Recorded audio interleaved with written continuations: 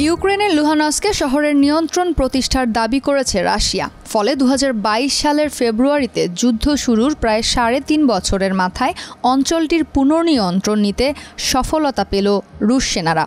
অথচ ইউক্রেনের সামরিক অভিযান শুরুর কয়েক মাস পরই সেপ্টেম্বরে দেশটির 4টি অঞ্চল দখলে নেয়ার দাবি করেছিল মস্কো। সে সময় গণভোটের মাধ্যমেও 4টি অঞ্চলকে যুক্ত করা হয়েছিল রাশিয়ার সঙ্গে, যার একটি ছিল এই লুহানস্ক। 30 জুন সন্ধ্যায় রাশিয়ান টিভি চ্যানেল 1-এ দেওয়া এক সাক্ষাৎকারে লুহানস্কের দখল নেয়ার বিষয়টি নিশ্চিত করেন অঞ্চলটিতে নিয়োগপ্রাপ্ত রুশ কর্মকর্তা লিওনিদ পাসেচনিক। তিনি জানান, 2 দিন আগে এমন একটি প্রতিবেদন তিনি পেয়েছেন যেখানে বলা হয়েছে লুহানস্কের শতভাগ এখন রুশ বাহিনীর নিয়ন্ত্রণে। অবশ্য এ বিষয়ে এখনও মন্তব্য করেনি ইউক্রেন। এদিকে রাশিয়ার রাষ্ট্রীয় গণমাধ্যম এবং যুদ্ধপন্থী ব্লগারদের দাবি, প্রথমবারের মতো ইউক্রেনের দিনিপ্রোপেট্রোভস্ক অঞ্চলের একটি গ্রামও দখল করেছে রুশ বাহিনী, যেটা কিনা দোনেতস্কের পশ্চিমে অবস্থিত। আর এই অঞ্চলটি রাশিয়ার সংযুক্ত করা 5টি অঞ্চলের বাইরে।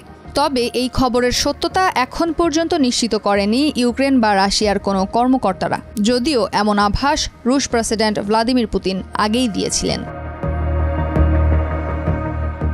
রাশিয়ার দাবি করা 5টি অঞ্চলের বাইরে গিয়ে নতুন করে দিনিপ্রোপেট্রোভস্ক অঞ্চলের একটি গ্রাম দখলে নেওয়ার খবরে আতঙ্ক বিরাজ করছে ইউক্রেন জুড়ে।